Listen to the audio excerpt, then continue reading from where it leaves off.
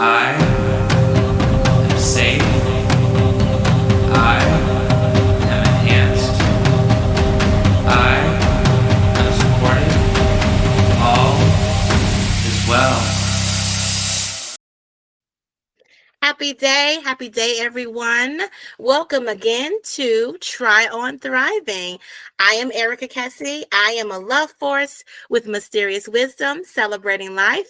And I'm so excited to have my guest here today. I am also a fractional COO, and I have coined myself the therapeutic COO. And so I have asked CEOs to come in and spend some time with me and talk about their thriving and how they self lead, and then they are the best versions of themselves so that they can influence all the people who are following and who are experiencing them. So please, can you introduce yourself today for us? Yeah, I'm so excited and I'm so honored to be here. My name is Girisha Andrea and I'm from Hungary.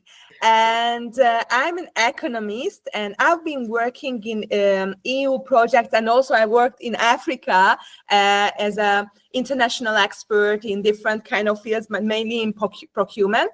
And at the other side of my word is I'm an orgasm coach and a trauma transgenerational abuse healing and grief recovery specialist, and a founder of Empress O method, which is a holistic method, and Conscious Woman Academy. And in the last over 20 years, I helping women with my unique holistic method to combining with Asian traditions and also this new modern, in all the tools which are available in our new modern world, to really step into our power, step into our confident pleasure while healing our past and also our history. Oh, wow. You said confident pleasure. I want to kind of talk a little bit more about that. What Yeah, tell me more about confident pleasure. I think that a lot of people don't recognize that we are here to have fun. We're here to have pleasure and to feel good. So can you talk more about that? Exactly. Yeah, yeah. I also came from a small town when, the pleasure and joy and happiness was a taboo and was a shame. When I was, out of the box, then it was not accepted at all. And I also started to discover my body and my intimacy and my sexuality in my adulthood. And what I realized that pleasure we attach that sexuality, and also it come only in the bedroom. And my mission is to really open up this space that we can create pleasure in any moments. Just pleasure for me, it's much wider than only in the bedroom and only with a partner, because our body is so magical, and we don't know so many things about that. And when women over 50, 60, or even 70, I'm also working with my mom, she's 76. And so when it's so beautiful, when their eyes starts to shine, when, oh my gosh, my body can do this. Or if we are playing with the five senses, oh my gosh, I didn't know that for example, this mango has this beautiful taste because I was just eating so quickly all the time, right? Or the coffee could bring so many different flavors in every single moment. And we are just running and we are busy and we are not stopping just for a moment. Come on, that usually, in this healing work and also the spiritual work, you need to meditate every single day 2 hours. But of course, we don't have 2 hours in a row, especially if, we are a busy CEOs and the moms and that, right? We have so many roles. And therefore, my mission is to stop for even just for a few breaths just slowing down just for through, I was speaking so quickly and, with a lot of passion, but just for a moment, I can just stop and I can just enjoy this. Oh my gosh, this is so good. Mm. And even when what I can look, I'm just stepping out of my building in the morning and look at the sky and can find something which is beautiful. And then just for a moment, oh my gosh, this is so beautiful. And my day starts differently. And of course, yesterday I had an amazing workshop in a wellness expo about five senses, how we can be conscious more about five senses. And it was like I was planning around 40 people were coming, because it was a kind of like there was a fee entrance fee, but it was a kind of like free program. And what I realized is, oh my gosh, people are just coming and coming in the room, and the helpers just open up the space and the round chairs, putting more chairs in the round shape. And I was so honored that even couples over 60 and 50 and 60 just arrived, and they could experience something brand new when we were just playing with our senses, which is here, and we are not depending on others. We are always like, okay, I'm waiting for a new partner to be happy. We are putting outside our happiness, and our body is like undiscovered on so many ways. And what I also experience with women, that we have so much shame and taboo around the body and self-pleasuring, just touching your face, or your hands, or your breast, or your just hugging yourself. We are yearning to have hug or touch someone else. But Mm. we have two hands, and we can give it to ourselves, right? And it's so good. And I know, of course, it's not the same if someone is touching us. Of course, it's true. But it shouldn't depending on my happiness, my growing, my mood, whether someone is giving me or not. And I think this is so important, that what we are expecting from others. I'm always saying that you are expecting from your partner. And how about, do you give it to yourself? No, because it's like, and they look at me like so strange. That, oh, why should I give it to myself? Yeah, because if you are expecting from others, why you are putting that expectation to others, unless you are not able to give yourself. And also the other aspects, I can talk so many aspects, so please stop me if we are running out of time. Just one more thing, that we are expecting our partner to discover our body and create us pleasure, or make us pleasure. And most of the time we don't know what makes us pleasure, or what makes us good, or gives us something, right? So therefore, it's really, really Ooh, that goes back to being a CEO really quick, because a lot of CEOs sometimes have a hard time delegating. And how can you delegate if you don't know what to delegate? exactly. And that goes with the pleasure as well. Like, how do you know how to tell someone to please you, or how to please you, if you don't know how to please you? So yes, Exactly. please continue. Exactly. And also regarding the delegation, it makes me like, that I also have a list what kind of like I love to do, and the other I don't like to do, or oh my gosh, the administration is for someone. But I needed to learn, creating, what with my logic I need to see, for example, in cash flow or anything. And after that I can delegate. And also if I'm working with, and also in my international projects, I did a lot of team building. And I was always focusing on the strengths of each team members. in this case, that we can delegate tasks where they are really, really strong and they like to do, because I'm strong. I'm strong. I'm really good in something because I like to do that, Mm-hmm. right? And if I'm spending my time, even in my business or out of my business or my private life, what I like to do, then I have, my mood, my happiness is a higher level. Because what I don't like is just taking and draining my energy. And it's really good. And it also reminded me for a situation when I was learning project management. And the teacher told us that, you don't need to know about the topic or the area of where you are, where you are the project manager. And I said, look, I cannot lead a team when I have no clue about anything. They can mislead me.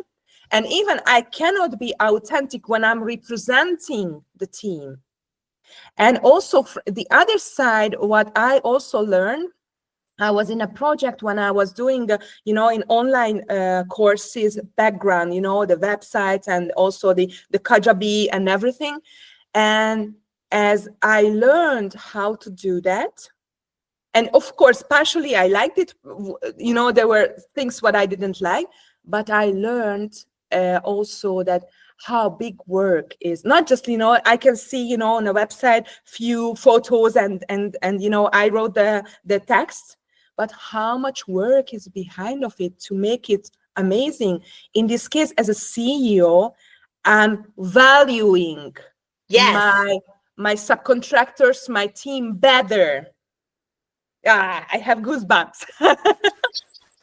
Okay, and so yes, and that kind of goes back into something that we did before we even got on here is we played gratitude, because that is really your highest place to be, your highest place of consciousness.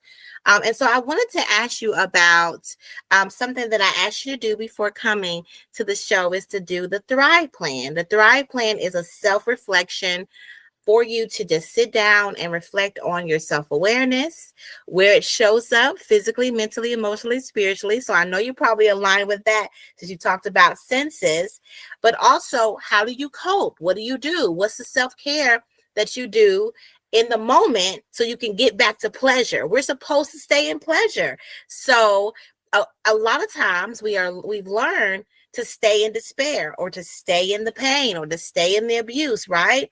But no, we're supposed to always be working on getting ourselves back to coping and back to contentment, back to pleasure. So you were able to create the Thrive Plan. So tell me how that was for you. First when I started to read the questions, and oh my gosh, as I'm also working for 20 years on traumas and abuse, and I was so grateful for the questions.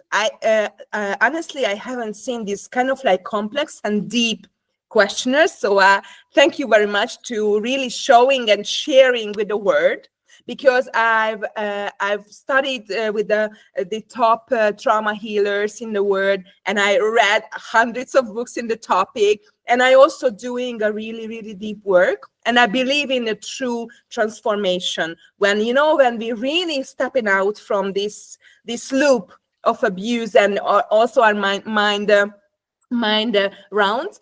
And I'm also writing my book about trauma, and it was amazing reflection to me that there are also still some kind of like, for example, flashbacks or negative self-talk. So there are some remaining stuff, but I can manage much better. And also my coping mechanism, I can see also evolving the trauma healing word, that not only, the flight or flight mode we have. I also experience that the freeze, and the also this when we are leaving the body, so we are out of body experience, especially in a fetal, and also in a baby, so the first year experience, because we cannot defend ourselves, we cannot run away, and this is so affecting on our body. And it was so beautiful reflection. And what I also what is my spiritual trigger? It was like the self-abuse. So after a lot of abuse, I learned if and I especially I Yes. realized when my father died 4.5 years ago, and 3 months later, I was told that I started to do a self-abuse, as you know, because it was a continuation. And even my father was not there, but I was doing the same reactions afterwards. And also, yeah, so this was amazing realization how much I evolved. And of course, that's why we are here, that we need to still working on ourselves, right? We But all are. And that's why it's called the Thrive Plan, because you have a preventative plan in place instead of reacting and then doing something about it. How about we already know, okay, I'm sensing these things in my body. Oh, I'm triggered. Instead of going to the trauma, you take care of yourself. So speaking of that, taking care of yourself, what new coping skills or things or what particular coping skills that you think that you're going to do more of from doing the Thrive Plan? yeah, so what it's very interesting because now I'm in a shifting. For years, I've done my kind of like mainly the regular practices, exercises, and I realized that the impact is not as much as it was before. So now I'm just still creating my new patterns and my new, because I'm waking up at 5 a.m. in the morning, and I'm spending the first 3-4 hours with myself, starting my day. And I'm combining so many things that of course I'm this gratitude. I start with the gratitude, and also I do a breath work. I'm doing yoga or Pilates, or I really love the yin yoga, as you know, with my ages, not a very, very intense like flow or Ashtanga or hot yoga, but a kind of like deep relaxation with the yin yoga, and then also spending 5-10 minutes in one pose, and after the other side, kind of like that's more relaxation. And what else? Reading, definitely, and learning more new things, and also writing my book, and also what else? Dancing. Dancing, definitely. Dancing is one of my favorite. Yeah.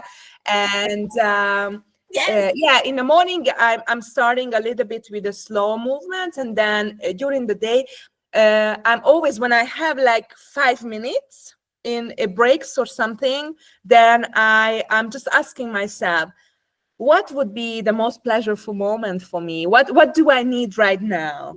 You Yes. know, just watching, a 5-minute break and watching a movie, or just a cartoon, maybe, have fun a little bit, or just dancing, or just walking, or just talking with my friend. So always tuning into my body. What do I really need? Or just resting. I really love, during the day, I feel that, oh, laying down for 5 minutes or 10 minutes is so good, so It's so refreshing. good.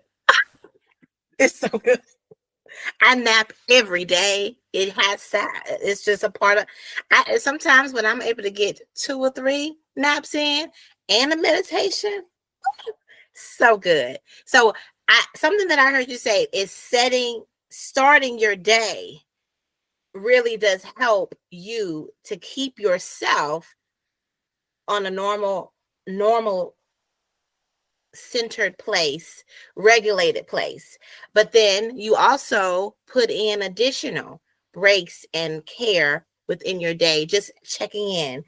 Absolutely amazing. Thank you so much for just sharing yourself, sharing what you all that you're about. I just want you to now let us know, how can we support you? Yeah, thank you. I would love to, yeah, learn more about how I can create more new practices. Yes, yes, you can. If there is a list on the Thrive Plan, anybody can get a copy. It will be in the show notes. But you tell me, how can people reach out to you? How can people work with you? Yeah, you can reach me out on Grisha Andrea on Facebook, Instagram, LinkedIn, and YouTube. And I also have a little gift for you if I can share. I've created an ebook also that how you can be unapologetic in pleasure in 2025. Oh, Of course, yes. beyond. There is also a plan for that, and also suggestions and exercises, what you can also create your own. Mm, yes, I will make sure. Just make sure you give me the link and I will put it in the show notes. I cannot wait to share that with the audience and also look at it myself because I am all about pleasure. I actually, it's so funny that you would bring this up, and we are very aligned in this because people just don't understand how our sexuality and our is not necessarily tied to having sex specifically. It is tied to how we attract others and also enjoy ourselves. And so really working through that is something that I love talking about. This is very taboo, but I'm so happy you brought it up in our time today. I would have never thought, me talking to CEOs, that I'll get to talk about this, but I just love because it is about us having fun and having pleasure and enjoying ourselves. Yes. And the Yeah. way you enjoy yourself is to interact with people. Like this even feels really good to me, spending time with you. So thank you so much for your time. Thank you for coming to the show. I